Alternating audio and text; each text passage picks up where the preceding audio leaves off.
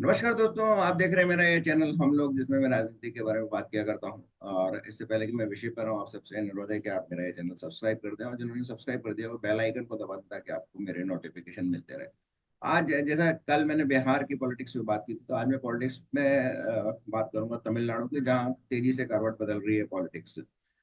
वहां पर जैसा आपको मालूम है कि स्टालिन के नेतृत्व में डीएमके और इंडिया अलायंस की वहां पर सरकार है, जिसमें कांग्रेस भी सदस्य है। और स्टालिन भी अब एजिंग है और बीमार रहने लगे हैं, तो उन्होंने अपने पुत्र को वहां पर उप मुख्यमंत्री बनाया है। और उनका विशेषकर वो जो बयान आया था सनातन के बारे में कि सनातन एक डेंगू है, सनातन एक मलेरिया है, और इसको इराडिकेट किया जाना चाहिए। इससे उनके जो पुत्र हैं वो लाइमलाइट में आए थे। हालांकि वो पहले से ही विधानसभा के सदस्य हैं।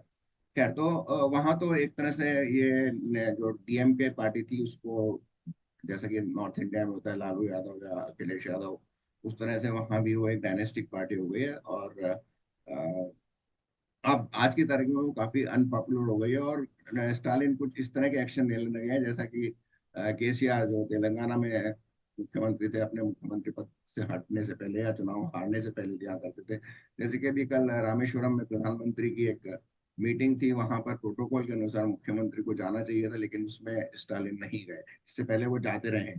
तो स्टालिन बौखलाए हुए हैं, और उनकी बौखलाहट का एक कारण और ये भी है, एक तो वो अनपॉपुलर हो गए हैं, और दूसरा एक जो हिंदू बैकलैश आफ्टर राम मंदिर और सफल कुंभ के आयोजन के बारे में, उसका असर भी तमिलनाडु पर भी पड़ा है, क्योंकि तमिलनाडु बेसिकली एक हिंदू सनातन फॉलोअर्स का बहुत बड़ा देश है। हालांकि वहाँ पे कन्वर्जन बहुत बड़ी संख्या में होता है, और वहाँ पर स्टालिन गवर्नमेंट का कन्वर्शन को पूरा पूरा सपोर्ट रहता है। तो इस दौरान जो वहां पे से खबर आई वो थी कि अन्नामलई जो वहाँ के बीजेपी के अध्यक्ष है, उन्होंने इस्तीफा दे दिया था, या देने की इच्छा जाहिर की थी। और उन्होंने कहा था कि मैं अब तमिलनाडु की जो भाजपा है उसके स्टेट प्रेसिडेंट की रेस में नहीं हूँ।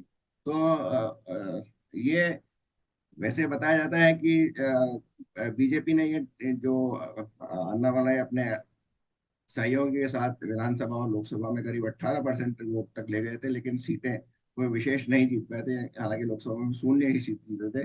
तो बीजेपी ने वहां पे अपनी स्ट्रेटेजी बदली, और पहले केरला के बजाय उन्होंने तमिलनाडु में फोकस करने का किया, क्योंकि वहां पे 39 लोकसभा की सीटें आती हैं, और एक वो महत्वपूर्ण स्टेट है। और वहां पर कन्नामलई के नेतृत्व में अच्छे खासे पांव जमा सके थे। एआईडीएमके जो एक समय जयललिता की पार्टी हुआ करती थी, और जयललिता की मृत्यु के बाद उसमें टुकड़े हुए। और पलनीस्वामी ईपीएस ईराडी पलनीस्वामी जो मुख्यमंत्री बने, और उनके नेतृत्व में जो पनीर सेल्वम है वो अलग हो गए। तो उनसे उनके जैसा कि ये एमजी रामचंद्र और जयललिता की पार्टी है, तो उसका कैडर तो है। बीजेपी को वहां पे थोड़ा कैडर का मुश्किल हो रहा था। हालांकि अन्नामलाई ने जो एक यात्रा की थी, उससे पूरे प्रदेश में उनका असर था। और आज की तारीख में काफी महत्व रखते हैं अन्नामलाई। तो अन्नामलाई को हटाया जाना, ये एक केवल इसी का कारण नहीं था कि उनकी एक प्री कंडीशन थी, क्योंकि उन्होंने ही अन्ना डीएमके से जो अपना गठबंधन था वो तोड़वाया था। उनका मानना था कि बीजेपी को एक्सपेंड करना है, तो उसे अपने पैरों पे आगे बढ़ना चाहिए। तो उसमें वो काफी सफल भी रहे। लेकिन इस के बावजूद वो सीटें नहीं दिलवा पाए, तो ये उनकी कमी नहीं थी, लेकिन सफलता का ये कष्ट था। लेकिन इसमें कुछ आगे बढ़ने के लिए, कि सत्ता में आना था, तो बीजेपी ने सोचा कि उनको एआईएडीएमके से सहयोग करना जरूरी है। और आज उनका एक एआईएडीएमके और बाकी जो छोटी मोटी तमिल पार्टियां पीएमके आदि, उनसे समझौता हो गया। और अमित शाह ने एक जॉइंट प्रेस कॉन्फ्रेंस में ये कहा कि लोकसभा का जो चुनाव होगा आगे वो प्रधानमंत्री नरेंद्र मोदी के नेतृत्व में लड़ा जाएगा, और विधानसभा का चुनाव पलनीस्वामी के नेतृत्व में लड़ा जाएगा। तो अब सवाल ये उठता है कि क्या इसमें बलि दी गई अन्नामलाई की? नहीं। अन्नामलाई एक ऐसे कैरेक्टर थे, ऐसे नेता हैं जो कि ग्रास रूट लेवल से आए हैं। उन्होंने बहुत मेहनत करके इस मुकाम पर पहुंचे हैं। वो एक बहुत बुद्धिजीवी है, इंटेलिजेंट है, पढ़े लिखे हैं, आईपीएस ऑफिसर रह चुके हैं, आईआईएम लखनऊ से के ग्रेजुएट हैं, और इंजीनियर भी हैं। तो इतनी सारी बैकग्राउंड के बाद उन्होंने कर्नाटका में पुलिस कैडर में इस्तीफा दिया, और बीजेपी ने उनको अध्यक्ष बनाया। ये बहुत रेयर एक चीज है कि किसी स्टेट में इतना महत्वपूर्ण अध्यक्ष बीजेपी का था, जिसने बीजेपी के लिए इतना काम किया। और अब जो अटकलें चल रही हैं वो ये है कि या तो उनको अन्नामलाई को पूरे साउथ का बीजेपी का इंचार्ज बना दिया जाएगा, ताकि केरला, कर्नाटका, आंध्र और तेलंगाना में भी उनके जो नेतृत्व शक्ति है, उनका जो परिश्रम है, उसका फायदा उठाया जा सके। और एक दूसरी क्लास स्कूल ऑफ थॉट से कि उनको फिलहाल, क्योंकि अभी वो केवल 40 साल के हैं, उनके पास लंबी पारी है खेलने के लिए राजनीति में, तो फिलहाल उनको केंद्र में राज्यसभा के थ्रू संसद में लाया जाए और मंत्री बनाया जाए, और उनके जो कौशल और उनकी जो टैलेंट है, जैसा कि अश्वनी वैष्णव की टैलेंट यूज की गई, उसी लाइन पे अन्नामलई की टैलेंट को भी इसको यूटिलाइज किया जाए, टिल सच टाइम कि वहां पे बीजेपी पुनः इस स्थिति में आ जाए कि वो अपने दम पे सरकार बना सके। ये बात एकदम पक्की है कि आज नहीं तो कल तमिलनाडु के मुख्यमंत्री अन्नामलाई ही होंगे। और अमित शाह ने भी उनके जो भाषण था उसमें काफी सराहा है। उन्होंने कहा कि नहीं, ये उनकी पारी समाप्त नहीं हुई है, अभी ये तो एक नई पारी की शुरुआत है।